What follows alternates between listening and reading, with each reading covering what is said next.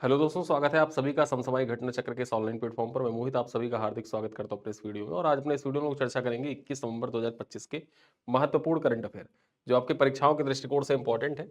और daily newspaper based जो current affair होते हैं उनको इस वीडियो में हम लोग चर्चा करते हैं। ये Dainik Jagran, the Hindu, Indian Express, DD News, PIB, ANI से ली गई महत्वपूर्ण खबरों को अपने इस वीडियो में लोग समाहित करते हैं। और साथ ही साथ देखा जाए, इस वीडियो को ऐसा एज अ मासिक पैकेज हम लोगों ने डिजाइन करके रखा है, जिस मासिक पैकेज में आपको बहुत सारी सुविधाएं मिलती है। वो कौन कौन सी सुविधाएं मिलती है, आइए मैं एक बार आपको बता देता हूँ, फिर उसके बाद क्लास स्टार्ट करते हैं।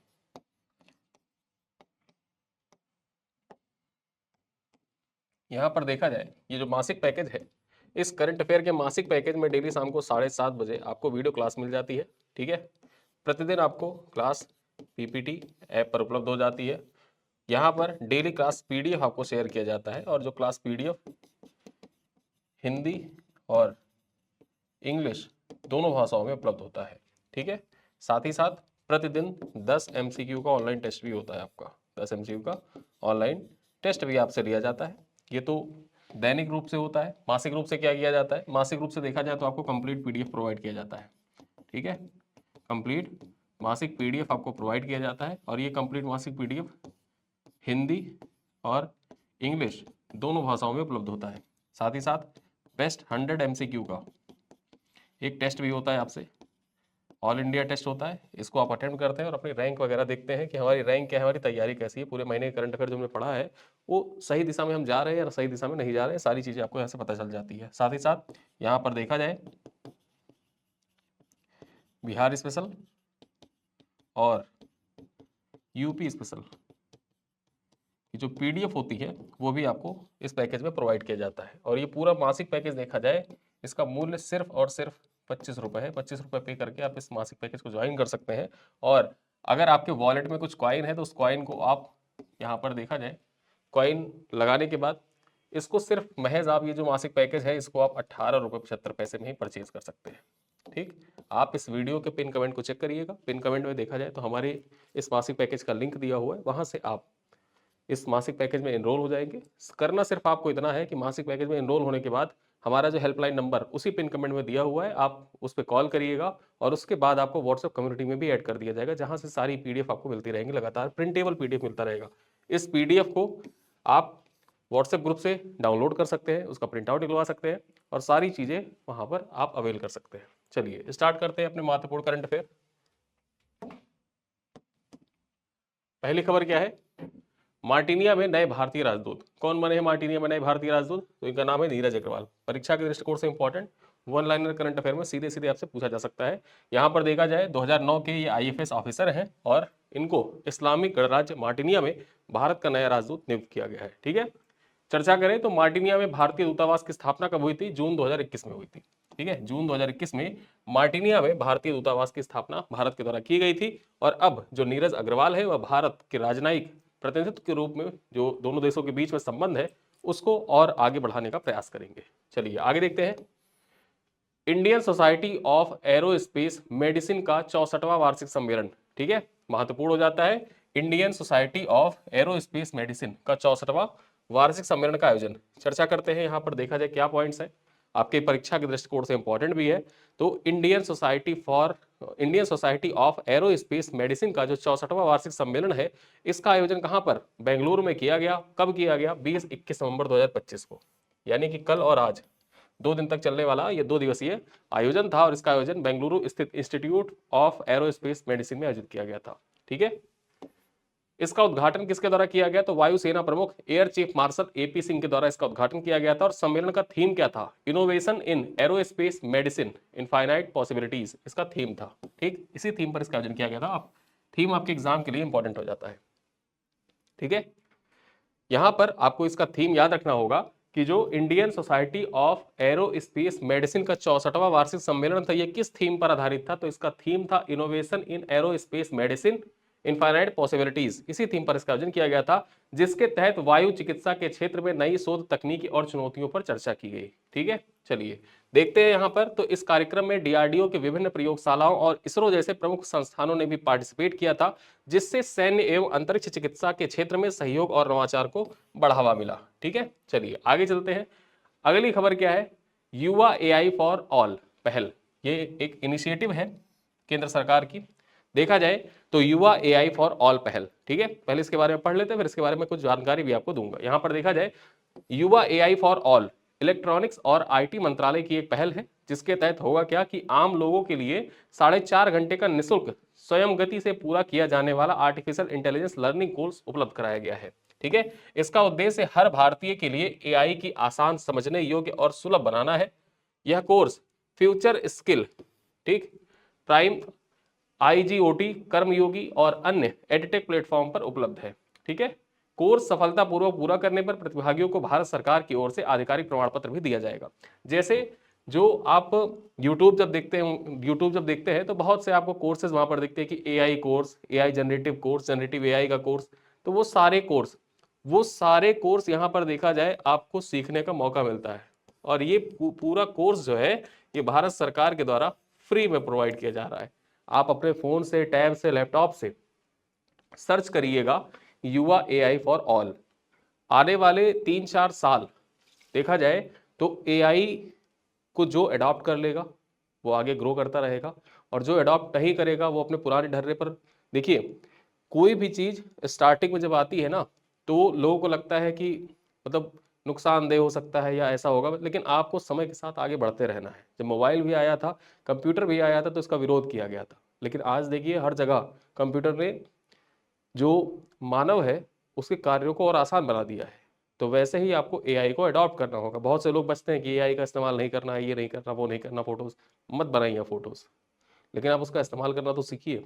कल को जब उसकी इस्तेमाल युद्ध स्तर पर होने लगेगा और आपके आसपास का पूरा सोसाइटी उसको इस्तेमाल करता रहेगा, तो उसमें जब आप खुद को फील करेंगे तो पाएंगे कि हम बहुत पीछे रह गए इस्तेमाल करने में।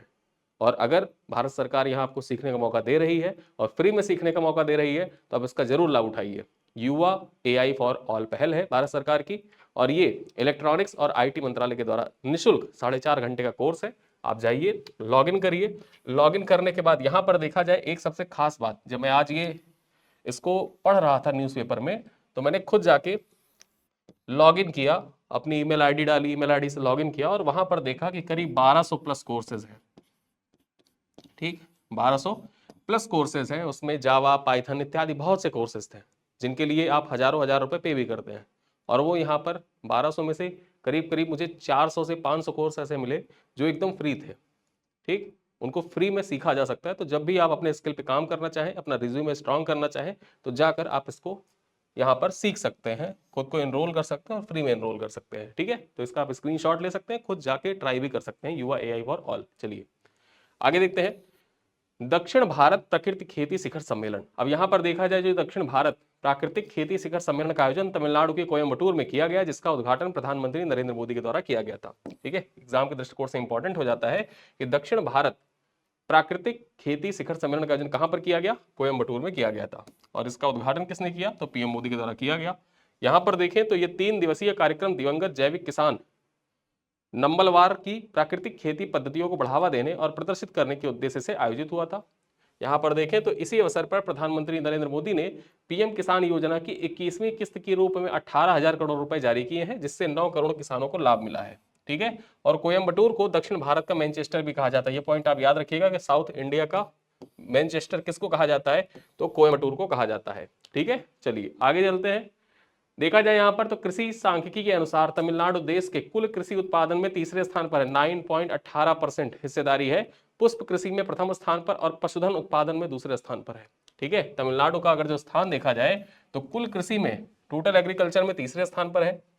पुष्प कृषि में यानी कि जो फ्लोरिकल्चर होता है उसमें देखा जाए कौन सा स्थान है? प्रथम स्थान पर।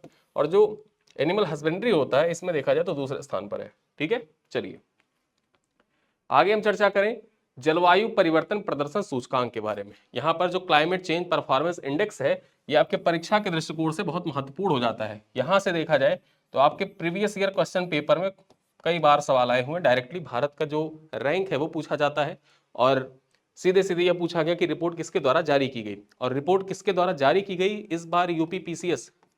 ठीक है, यहां लिखता हूं यूपी पीसीएस 2025 में रिपोर्ट से संबंधित सवालों की संख्या थी 4 सवाल आपसे रिपोर्ट से पूछे गए थे।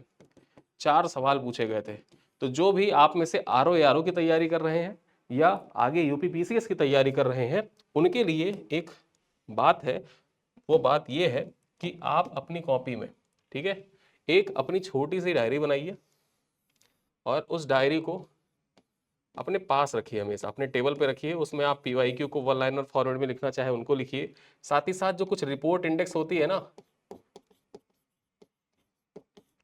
रिपोर्ट इंडेक्स हो गई, एसडीजी गोल्स हो गए, स्टैटिक जीके से रिलेटेड जो पॉइंट्स होते हैं आप अपनी उस डायरी में नोट करके रख सकते हैं। तो रिपोर्ट में जो रिपोर्ट होती है ना, कि कोई रिपोर्ट है, वो रिपोर्ट किसके द्वारा जारी की जाती है, योजनाएं हैं, योजना किस सन में स्टार्ट किया गया, योजना है, योजना का संबंध किससे है, एसडीजी है, एसडीजी गोल में क्या दिए हुए हैं। तो ये कुछ बेसिक चीजें होती हैं जो स्टैटिक जीके के होते हैं, आपके परीक्षा के दृष्टिकोण से महत्वपूर्ण होते हैं। सवाल यहां से हर बार आता है। इस बार यूपीपीसीएस में रिपोर्टों की संख्या 4 थी, 4 रिपोर्ट आपसे पूछ ली गई थी। तो उन सब चीजों को एक साथ एक जगह लिखने के लिए आप अपनी एक छोटी सी डायरी बना सकते हैं। और हर टॉपर या हर पढ़ने वाला अच्छा अभ्यर्थी जो होता है वो ऐसा करता ही है। ठीक है, तो आप भी ये कर सकते हैं। तो यहां पर देखा जाए तो आपको पता चल जाएगा कि ये जो जलवायु परिवर्तन प्रदर्शन सूचकांक है ये किसके द्वारा जारी किया जाता है। तो German watch, new climate institute और क्लाइमेट एक्शन नेटवर्क के द्वारा संयुक्त रूप से इस सूचकांक को जारी किया जाता है। ठीक है, चलिए आगे देखते हैं। यहां पर हम बात करें संयुक्त रूप से COP13 जो बेलम ब्राजील में आयोजित किया गया जा रहा था, उसी के दौरान जारी किया गया है। यह सूचकांक 63 देशों और यूरोपीय संघ का मूल्यांकन 4 क्षेत्रों, ग्रीन हाउस गैस उत्सर्जन, नवीकरणीय ऊर्जा, ऊर्जा उपयोग और जलवायु नीति के आधार पर करता है। ठीक है, तो 4 क्षेत्रों में देखा जाए ये रिपोर्ट तैयार किया जाता है। ग्रीन हाउस गैस के उत्सर्जन में, नवीकरणीय ऊर्जा के उपयोग में, ऊर्जा उपयोग और जलवायु नीति के आधार पर इसका निर्माण किया जाता है। यहां पर चर्चा करें तो भारत इस बार 23वें स्थान पर रहा। भारत के जो स्थान था, रैंक था, उसमें एक मैसिव डाउनफॉल देखा गया है। ठीक है, लास्ट ईयर भारत की रैंक जो थी वो 10वीं थी, भारत 10वें स्थान पर था, और इस बार 13 रैंक नीचे खिसक गया है, 123वें पर पहुंच गया है। भारत को मध्यम प्रदर्शनकर्ता श्रेणी में रखा गया है। ठीक है, मध्यम प्रदर्शनकर्ता श्रेणी में रखा गया। तो किस श्रेणी में रखा गया ये भी आप याद रख सकते हैं, मध्यम परफॉर्मर की श्रेणी में रखा गया है। मुख्य गिरावट का कारण क्या बताया गया है कि भारत की जो स्थिति है उसमें गिरावट क्यों आई है। तो कोयला निकासी का स्पष्ट समय सीमा और मजबूत योजना का अभाव बताया गया है। भारत में नेट जीरो कार्बन का लक्ष्य कब तक रखा है, तो भारत में देखा जाए तो 2070। ठीक है, और ये जो 2070 का साल है, ये पंचामृत, जब पीएम मोदी के द्वारा ग्लासगो में पंचामृत दिया गया था, उसी पंचामृत के दौरान घोषित किया गया था कि 2070 तक भारत नेट जीरो कार्बन का लक्ष्य प्राप्त कर लेगा, जो 1.5 डिग्री सेल्सियस पाथवे के अनुकूल नहीं माना गया है। ठीक है, यानी कि जो भारत का लक्ष्य है कि 2070 तक प्राप्त कर लेगा, भाई आप प्राप्त कर लेंगे, लेकिन उससे पहले प्राप्त करने की कोशिश करें, तब ये जो 1.5 डिग्री सेंटीग्रेड वाला पाथवे है ना, कि इस सदी के अंत तक, ठीक है, जब ये 2000 वाली जो सदी है इसका अंत हो रहा होगा, यानी कि लगभग 2099, मतलब 2099 के आसपास जब होंगे, आने वाले 50-60 सालों में, तो वहां पर देखा जाए अगले जो 50-60-80 साल जो है उसमें स्थिति ये हो जाए कि जो 2.5 का पाथवे है उसको हम प्राप्त कर सकें, जिससे टेम्परेचर जो है वो मेंटेन रहेगा और सतत विकास लक्ष्यों को प्राप्त करने में आसानी भी होगी। ठीक है, तो उस दृष्टिकोण से 2070 का लक्ष्य बताया गया है कि पर्याप्त नहीं है।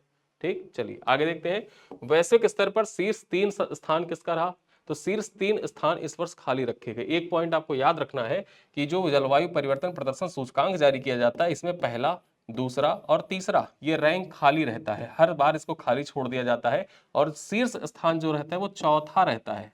ठीक है, जो शीर्ष देश रहता है वो चौथा रहता है 2021 में। इसी वजह से देखा जाए तो एक क्वेश्चन डिलीट हो गया था, जलवायु परिवर्तन प्रदर्शन सूचकांक से संबंधित सवाल पूछा गया था, उसमें प्रथम पूछ लिया था कि प्रथम राष्ट्र कौन रहा, मतलब शीर्ष स्थान पर नंबर 1 कौन रहा। ठीक है, पहला स्थान किसका रहा, तो पहला स्थान होता है, पहला, दूसरा, तीसरा, वो खाली होता है, जो शीर्ष स्थान होता है वो चौथे का होता है। तो यहां पर चर्चा कर लेते हैं, वही बात बताई गई है कि शीर्ष 3 स्थान खाली रहे क्योंकि कोई देश मानकों पर खरा नहीं उतरा है। डेनमार्क चौथे स्थान पर, यानी कि डेनमार्क का जो स्थान था वो शीर्ष स्थान चौथे स्थान पर रहा और शीर्ष पर रहा, जबकि मोरक्को और यूके भी शीर्ष देशों में शामिल रहे। ठीक है, वहीं पर सऊदी अरब, ईरान और अमेरिका निचले पायदान पर रहे। ठीक, और यहां पर देखा जाए 63 देशों और प्लस एक यूरोपियन यूनियन, ठीक है, ईयू, इनकी गणना की जाती है यहां पर। ठीक, चलिए आगे देखते हैं। भारत के सकारात्मक पक्षों में नॉन फॉसिल क्षमता का 50% लक्ष्य 2025 में ही हासिल कर लेना और रूफ टॉप सोलर क्षमता को 2.8 गीगावाट तक पहुंचाना भी शामिल है। मतलब भारत के जो कुछ नकारात्मक पक्ष भी बताए गए हैं कि क्यों भारत का जो डाउनफॉल आया है रैंकिंग में वो क्यों आया है। साथ ही साथ कुछ सकारात्मक पॉइंट्स भी बताए गए हैं कि भारत क्या अच्छा कर रहा है। तो इसको भी आप अपने जो जलवायु परिवर्तन से संबंधित सवाल आते हैं उसमें भारत के जो प्रयास हैं, निबंध आपसे पूछ ले जलवायु परिवर्तन, ठीक है, में भारत का प्रयास, भारत क्या प्रयास कर रहा है, तो इस पॉइंट्स को आप मेंशन कर सकते हैं। सकारात्मक पॉइंट जो है उनको आप मेंशन कर सकते हैं। चलिए आगे देखते हैं CII क्वालिटी रत्न पुरस्कार 2025 के बारे में। यहां पर देखें तो टीवीएस मोटर कंपनी के चेयरमैन है एमेटिस वेणुगोपाल श्रीनिवास, ठीक है, यहाँ पर वेणु श्रीनिवासन जो है, इनको देखा जाए गुणवत्ता प्रबंधन के लिए उनके योगदान के लिए CII क्वालिटी रत्न पुरस्कार 2025 से सम्मानित किया गया है। आपके परीक्षा में सीधे सीधे पूछेगा कि CII क्वालिटी रत्न पुरस्कार किसको दिया गया है, तो वेणु श्रीनिवासन को प्रदान किया गया है, ठीक है। यहाँ पर देखा जाए तो ये पुरस्कार कोलकाता में 33वें CII उत्कृष्टता शिखर सम्मेलन के दौरान प्रदान किया गया है। चलिए आगे देखते हैं प्रथम स्वदेशी क्रिस्पर जीन थेरेपी के बारे में चर्चा करते हैं, ठीक है। प्रथम स्वदेशी क्रिस्पर जीन थेरेपी आपकी परीक्षा के दृष्टिकोण से मोस्ट इंपॉर्टेंट ये सवाल आपके यूपी PCS 2026, ठीक है, में पूछा जा सकता है। साथ ही साथ जो क्रिस्पर जीन थेरेपी होती है, क्रिस्पर टेक्नोलॉजी होती है, उससे संबंधित सवाल GS पेपर 3 में भी पूछा जा सकता है। और जब क्रिस्पर टेक्नोलॉजी आप लिख रहे हो तो एग्जाम्पल में आप इस प्रथम स्वदेशी क्रिस्पर जीन थेरेपी के बारे में मेंशन कर सकते हैं। यहाँ पर देखा जाए भारत के विज्ञान और प्रौद्योगिकी मंत्री हैं डॉक्टर जितेंद्र सिंह, इनके द्वारा बिरसा 101 नामक सिकल सेल रोग के लिए पहली स्वदेशी क्रिस्पर जीन थेरेपी लॉन्च की गई है, ठीक है। तो नाम याद रखना, बिरसा 101 नाम की सिकल सेल रोग के लिए पहली स्वदेशी क्रिस्पर जीन थेरेपी लॉन्च की गई है। आपके एग्जाम में डायरेक्टली पूछ सकता है कि भारत में लॉन्च सिकल सेल रोगों के लिए पहली स्वदेशी क्रिस्पर जीन थेरेपी का नाम क्या है, ठीक है। तो इस नाम से लॉन्च किया गया बिरसा 101। या फिर ये भी पूछ सकता है कि हाल ही में चर्चा में रहा बिरसा 101 क्या है, तो ये सिकल सेल रोगों के लिए पहली स्वदेशी क्रिस्पर जीन थेरेपी है, ठीक है। चलिए आगे हम देखते हैं, ये थेरेपी विशेष रूप से भारत में आदिवासी आबादी को प्रभावित करने वाले सिकल सेल रोगों पर केंद्रित है और भगवान बिरसा मुंडा को उनकी 150वीं जयंती के अवसर पर समर्पित भी है। यह स्वदेशी तकनीकी वैश्विक उपचार की तुलना में बहुत कम लागत पर उपलब्ध है और इसका निर्माण सीरम इंस्टीट्यूट ऑफ इंडिया के सहयोग से किया गया है। ये पॉइंट भी आप याद रख सकते हैं कि इसका जो निर्माण है बिरसा 101 का निर्माण किसके सहयोग से किया गया है, तो सीरम इंस्टीट्यूट ऑफ इंडिया के द्वारा किया गया। जो कोवैक्सीन, ठीक है, कोविशील्ड कोवैक्सीन जो दवाएं थी, एक भारत बायोटेक के द्वारा विकसित किया गया था और एक सीरम इंस्टीट्यूट ऑफ इंडिया के द्वारा विकसित किया गया था। तो वही सीरम इंस्टीट्यूट ऑफ इंडिया है, उसी के द्वारा देखा जाए तो ये बिरसा 101 लॉन्च किया गया है। चलिए आगे देखते हैं, फीफा विश्व कप के लिए क्वालिफाई करने वाला अब तक का सबसे छोटा देश, ठीक, महत्वपूर्ण हो जाता है आपके परीक्षा के दृष्टिकोण से भी और विश्व पटल पर भी इंपॉर्टेंट है, फीफा के दृष्टिकोण से भी महत्वपूर्ण हो जाता है। यहां पर देखा जाए कुराकाओ एक देश है छोटा सा कुराकाओ। यहां पर देखा जाए कुराकाओ की ऐतिहासिक उपलब्धि यह है कि वह फीफा विश्व कप 2026 के लिए क्वालिफाई करने वाला अब तक का सबसे छोटा देश बन गया है, ठीक है। यह उपलब्धि लगभग 1,56,000 की आबादी वाले इस करीबियाई द्वीपीय देश ने हासिल की है, जिसने 18 नवंबर 2025 को जमैका के खिलाफ 0-0 से ड्रा खेलकर विश्व कप के लिए अपनी जगह पक्की कर ली है, ठीक है। यहाँ की आबादी देखा जाए तो 1,56,000 की आबादी है। जिस जिले में आप रहते हैं शायद उस जिले की आबादी से भी, ठीक है, उस जिले की आबादी से भी यहाँ पर देखा जाए कम, एक मोहल्ले की आबादी प्रयागराज या लखनऊ जैसे शहरों में तो एक मोहल्ले की आबादी होती होगी इतनी, ठीक है। तो वहां पर देखा जाए ये जो कुराकाओ है उसने एक ऐतिहासिक उपलब्धि हासिल की है और अब तक फीफा विश्व कप में क्वालिफाई करने वाला सबसे छोटा देश बन गया है, ठीक है। इस जीत के साथ ही कुराकाओ ग्रुप बी में शीर्ष स्थान पर रहा, जिससे यह इतिहास रचने वाला सबसे कम आबादी वाला देश ही बन गया है। आगे देखते हैं, भारत का पहला जेन जी थीम्ड डाकघर। अब ये भारत का पहला जेन जी थीम्ड डाकघर कहां पर बना है, ठीक है। देखा जाए चर्चा करें तो भारतीय डाक ने IIT दिल्ली में पहला जेन जी थीम्ड डाकघर खोला है। इस पहल का उद्देश्य डाकघरों को आधुनिक बनाना, उन्हें युवा केंद्रित जीवंत स्थानों में बदलना है, ठीक है। आगे देखिए, ये नया डाकघर जिसमें QR आधारित पार्सल बुकिंग व वाईफाई जैसी आधुनिक सुविधाएं हैं, भारतीय डाक की ब्रांड छवि को बेहतर बनाने में मदद प्रदान करेगा। आगे चर्चा करते हैं, अंतिम खबर यहां पर देखा जाए तुर्की के बारे में है, ठीक है।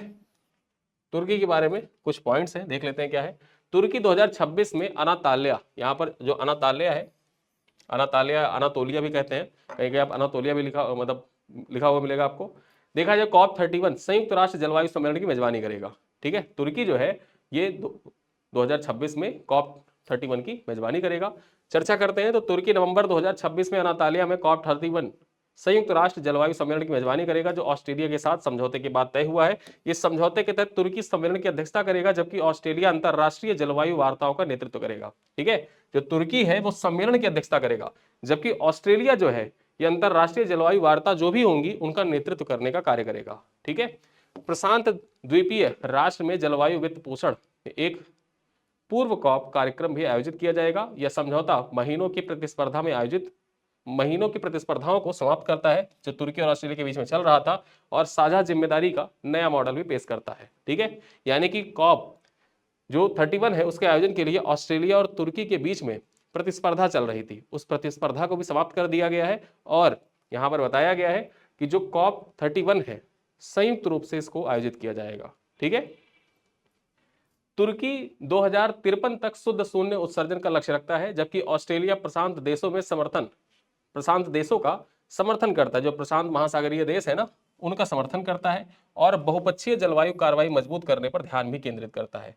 यहीं पर ऑस्ट्रेलिया के द्वारा देखा जाए एक देश है तुवालू, मैंने आपको पढ़ाया भी था तुवालू, उस तुवालू के लिए देखा जाए तो क्लाइमेट वीजा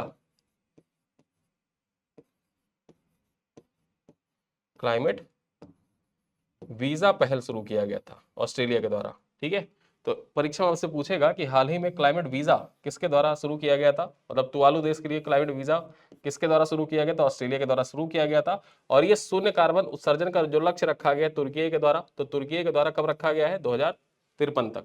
ठीक है, चलिए अब यहां पे मैं चलते चलते आपसे एक सवाल पूछूंगा, इस सवाल का उत्तर आप कमेंट बॉक्स में दीजिएगा। कि क्वेश्चन है आपसे,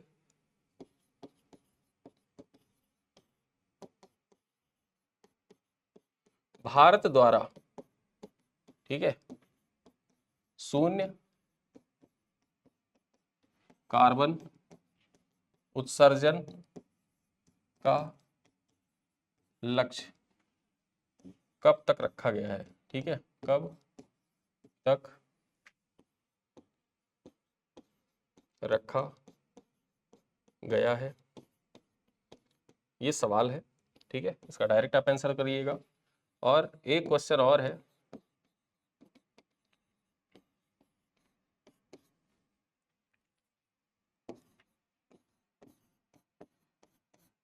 पीढ़ीगत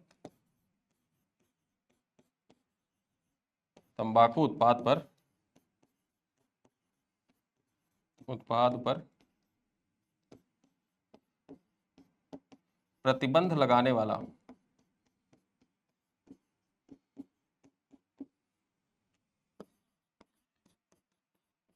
दुनिया का पहला देश कौन सा है। थोड़ा सा मैं हिंट कर देता हूं आपको, मैंने इसके बारे में पढ़ाया था कि 2007 के बाद जन्मा कोई भी व्यक्ति, चाहे वो उस देश का नागरिक हो या उस देश में पर्यटक के रूप में जा रहा है, वो तंबाकू का उपयोग नहीं कर सकता है, ना सिगरेट का ना तंबाकू का, किसी भी रूप में प्रतिबंध, मतलब वो सारी रूपों में प्रतिबंध कर दिया गया उसको। ठीक है, तो वो कौन सा देश है आपको बताना है। और एक सवाल इसी क्लास पर आधारित है,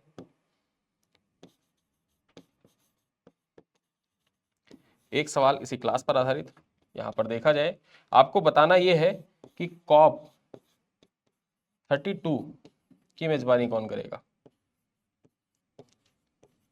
ठीक, मेजबानी कौन करेगा। इस बार देखा जाए जो COP 30 हो रहा है इसका आयोजन तो बेलम ब्राजील में किया जा रहा है, और COP जो 31 होगा उसकी मेजबानी ऑस्ट्रेलिया और तुर्की के द्वारा की जाएगी, जबकि COP 32 जो है इसकी मेजबानी किसके द्वारा की जाएगी। और ये मैंने आपको कल ही बताया था, कल की क्लास में आपको पढ़ाया भी था। ठीक है, कल की क्लास में आपको पढ़ाया था, तो इसी क्लास पर आधारित भी है, इसको रिलेट कर सकते हैं आप। ये 3 सवाल आपसे पूछे गए हैं, इन तीनों सवालों का उत्तर आप कमेंट बॉक्स में दीजिएगा। ठीक है, तो ये वीडियो कैसा लगा, बहुत लंबा वीडियो नहीं है, लगभग 24 से 25 मिनट का वीडियो, आप 2 स्पीड पे सुनते ही हैं, 2x पे आप सुनते ही हैं, तो आप आसानी से इस वीडियो को देखिए, जो सवाल आपसे पूछे गए उनका उत्तर दीजिए। साथ ही साथ आप इस वीडियो पर आधारित जो टेस्ट है एप्लीकेशन पर जाकर उन टेस्ट को जरूर सॉल्व किया करें, उसका डिटेल एक्सप्लेनेशन आपको वहां पर मिल जाता है, और वो सारे प्रश्न जो होते हैं वो आपके यूपी पीसीएस, बिहार पीसीएस और अन्य परीक्षाओं के स्तर के ही होते हैं। ठीक है, तो इसी के साथ इस वीडियो को करते हैं पर समाप्त। मिलते हैं अगली क्लास में, तब तक के लिए बहुत बहुत धन्यवाद।